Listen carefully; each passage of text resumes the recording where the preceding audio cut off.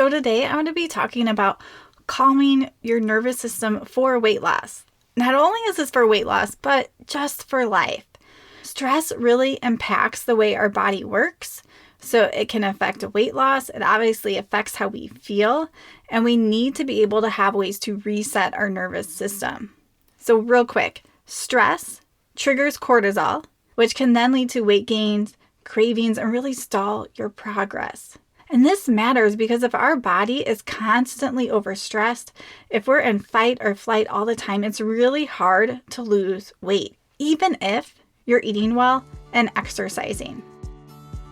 Hi friends, and welcome to the Healthy Beyond 40 show. I'm Michele, mama of 4 and military wife, and I'm passionate about helping women get healthy from the inside out so they can feel better and live their best life. Do you feel like you're struggling to lose weight and get in shape? If you're ready to develop healthier habits, exercise consistently, and lose weight sustainably, then you're in the right place. I combine my expertise from my doctorate in physical therapy to my experience as a health coach, personal trainer, and yoga teacher to bring you actionable steps for a healthy lifestyle.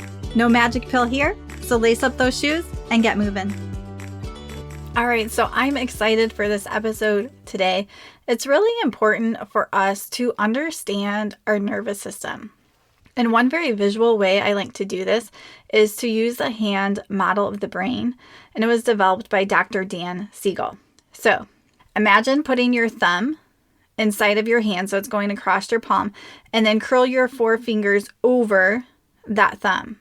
So this is going to represent our brain. So those 4 fingers are the logical part of our brain. We call that front part, like where our forehead is, the prefrontal cortex. It's one of the last parts of our brain to develop. So that's why kids are developing this later. Sometimes it's not fully developed till mid to upper 20s. But so keep that hand how that is with those fingers over the thumb. Now what happens when we're stressed, I want you to lift those 4 fingers up. Thumb stays across the palm. That thumb represents our emotional brain.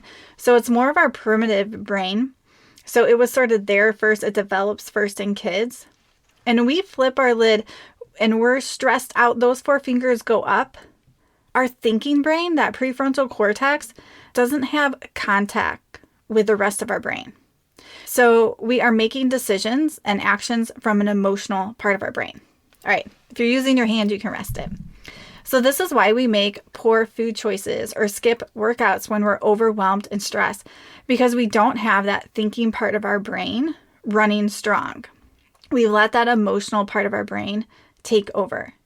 So I really love to teach this with kids. I actually was at my son's flag football game yesterday, and he got a little injured, so I came to the sidelines, and there was this other child just really struggling. He was thinking the game wasn't fair, like his lid was flipped. And I showed him this simple hand model, like trying to help this kid understand when we're so upset, we don't have that thinking part of our brain on. And if he wants to go out in that game and do his best, he needs that thinking part of his brain on. So this is also great to use with your kids, but it totally applies to us as adults. Another example I want to give, but in sort of a different context, is that when we think about regulating our nervous system, there are times we're going to need to tolerate uncomfortable feelings. So maybe we are somewhere and someone brings some type of treat, and we've already eaten, we're full, we don't need it.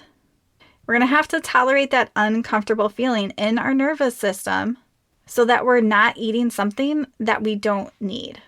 So when we have these different tools to regulate our nervous system and we've allowed ourselves to experience uncomfortable feelings and sensations in our body that are safe for us, like this example where it's just about treats, that's safe, we can experience that uncomfortable feeling isn't telling us to get up and leave, like that we're in danger.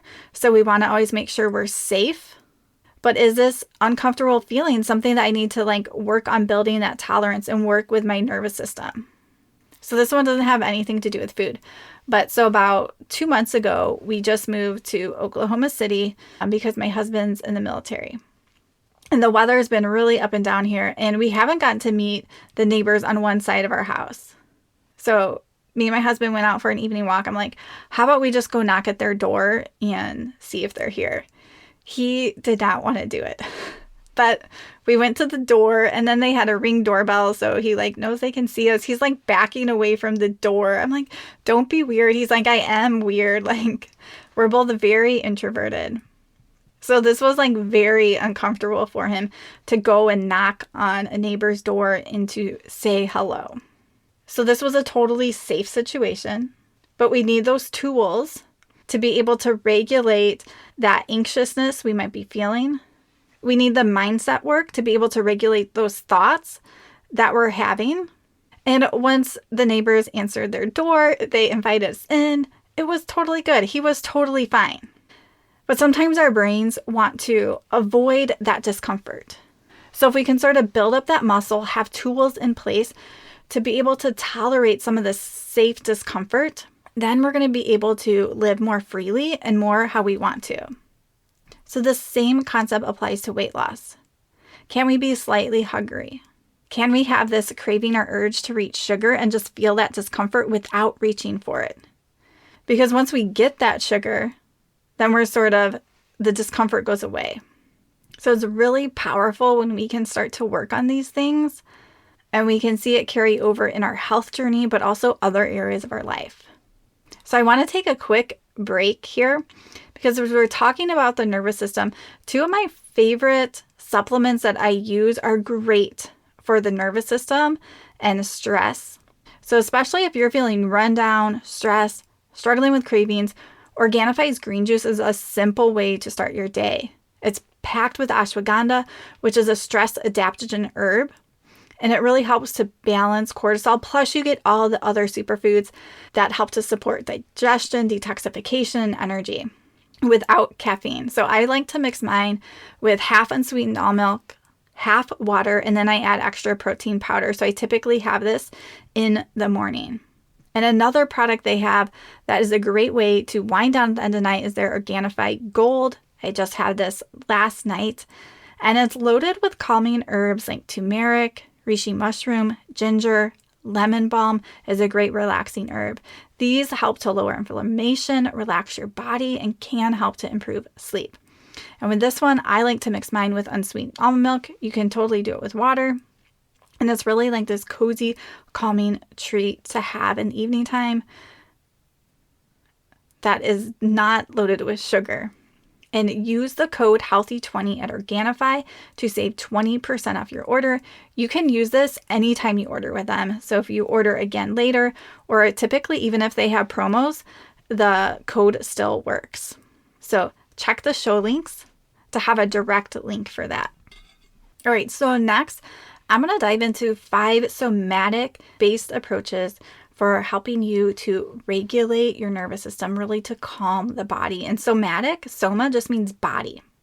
So a lot of times we can't think our way out of stress. We need our body to feel safe first, then we can change our thinking. So a lot of us want to go to the thinking first without calming our body. So some great ways to do this. The first one is deep breathing. This one is the most simple, and you can do this anywhere. There are different breaths that you can do, so you can find one that works for you. One of my go-to is breathing in through the nose, allowing that belly to expand. When that belly expands, that means you're using your diaphragm, and that really helps to stimulate the vagus nerve, which helps us to calm. So we take a deep breath in, belly expands, chest will expand at the end. Then you purse your lips, sort of like you're drinking through a straw, and do a slow breath out. And make that breath last longer than the inhale. Typically, if you're pursing your lips, that's easier to do to extend that exhale out. So that is a great one to do. Now, while you're doing this deep breathing, sometimes I like to put my hands on my chest. Sometimes that can feel extra calming, so you can sort of decide.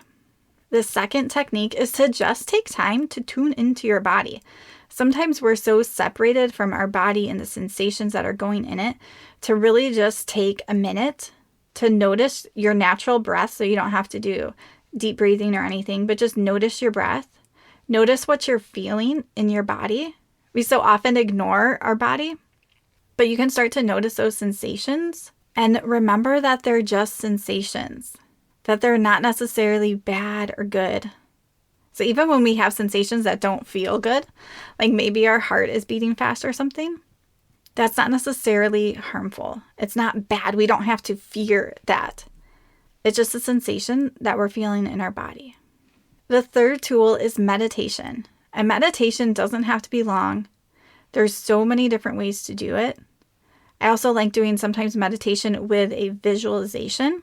So you can do this on your own in complete silence. You can have more calming classical type music on, or you can follow a guided meditation. So for my clients through my personal training app, I actually have like 2-minute meditations that they can do daily because it doesn't have to be long. Of course, if you have more time, you can do a longer one. But when we use that breath and we start to add our mind into it by focusing on something that's positive, that can be really helpful. The fourth tool is prayer. So if you're a Christian, really using these things I've said above with prayer can be powerful. So a lot of times before I pray, I'm going to take 1 or 2 deep breaths. It really helps me to regulate my nervous system and come into a space where I can pray and have receptivity. And prayer can look like many different things. But when we come back to prayer and we come back to the truth, that can really help to calm our nervous system. There's also different ways to do meditations with prayer. So it can be really powerful. The fifth one is EFT, so emotional freedom techniques, or we call it tapping for short. And this is really powerful to be able to release emotions, and it's somatic based because we're tapping on different parts of our body to create this calming signal to our nervous system. Now in EFT, you're also going to use a bit of the cognition or the thinking because we're going to be saying things that have happened to you and how you feel. But it's a great way to be able to release emotions instead of getting stuck in them, instead of pushing them down and letting them actually still be there. So these 5 tools, we have deep breathing, tuning into your body, meditation, prayer, and EFT tapping. So once your body is calm, then you can work on the mindset. Then you can work on that thinking piece and shifting how you're thinking about things. So in my new course, I just put together the self-coaching system. I not only have how to do EFT, but I also have a way to work on your mindset and the way you're thinking. Because if you stay in the way you're thinking now, you're going to keep feeling that way and you're going to keep making choices and actions that way. But if you can shift your thinking in a way that still feels true, then you're going to be able to make different decisions. So instead of being someone who always stress eats because you're thinking that it's a hard week and you deserve it, you can shift the thought to maybe, I'm going to pause before I stress eat and really ask myself what I need. And for somebody, that might be a nap. That might be listening to music. That might be getting up to dance and have a little fun. So we have to capture these thoughts and we have to shift them to what's true. And when we do this, we're not just shifting to thoughts that we want. It's not some like random affirmation. It's thoughts that feel true to you. But our brain isn't spending our time thinking those. It's spending that time thinking those things that we don't want. So we help to teach our brain more of the fuller truth of the picture. So I actually gave this course, the self-coaching system, to my clients first before I released it to you guys so that they could go through it and give me any feedback. So I just want to share what my client Madeline said. She said, I highly recommend Michele's course, the self-coaching system. It's full of great information, tools, and strategies. I have learned so much from it. I was amazed that EFT works so well. Michele taught me that EFT releases an emotion. I've never experienced anything like it. I will definitely continue to work with Michele so she can keep helping me on my health journey. Also, if you're looking for a health coach, I highly recommend Michele. She is by far the best out there. She's knowledgeable, personable, and I feel grateful to be working with her. So Madeline has been one of my personal training clients in my app. And even in there, we're able to voice message. So with her, we do a lot of coaching sort of asynchronously too. And so after she finished the course, she was able to do a free call with me and to go into EFT and these tools deeper. And she was surprised at just how well EFT worked for her to release emotion. Like, she just hadn't experienced that before. She didn't think that was possible. So that's what I love about EFT, and then this mindset work that goes with it. And she sort of devoured this course. I think it's about 3 hours. And she did take her time, not too fast, but she was just loving all the tools and the informations and the shifts that she was having in her mindset going through the course. So there's going to be a link down below where you guys can get the self-coaching system. Currently, it's only $97. And if you finish the course by May 15th, you're going to get a free coaching call with me. So we can go over these tools, go wherever you're stuck and need a little bit more. So it's basically a no-brainer because it's like you're getting the course for free when you complete it and you get that free coaching session. So make sure you guys share it down below. Feel free to share it with any friends who would be interested. This would be a great thing to go through friends with or to just help another person out. All right, so we talked about those different somatic tools. The other sort of bonus tip I want to give is when you're feeling a lot of stress or pent-up energy is just literally shaking it out. And this is great, especially when we have adrenaline that's kicked in. Like, we feel like we have to move or fight and we're just stuck sitting. But animals actually shake after a stressful event, and humans should too. We've just suppressed this. So literally sometimes when I feel like I have a lot of energy sort of like pent up, or maybe there was some disagreement, or I'm feeling like I have to stand up for something, I'll literally stand up, like shake my hands, shake my arms, shake one leg at a time. And I might do this for like a minute. And it really helps to release some of that stored tension and can signal to the brain that the stress is over. And so especially when we have adrenaline built up, when we use our muscles, it helps to get rid of some of that adrenaline too. So that can be really helpful. All right, so I hope that you guys found this episode helpful. And I hope that you're seeing the connections between stress and emotional regulation and your health and your weight loss.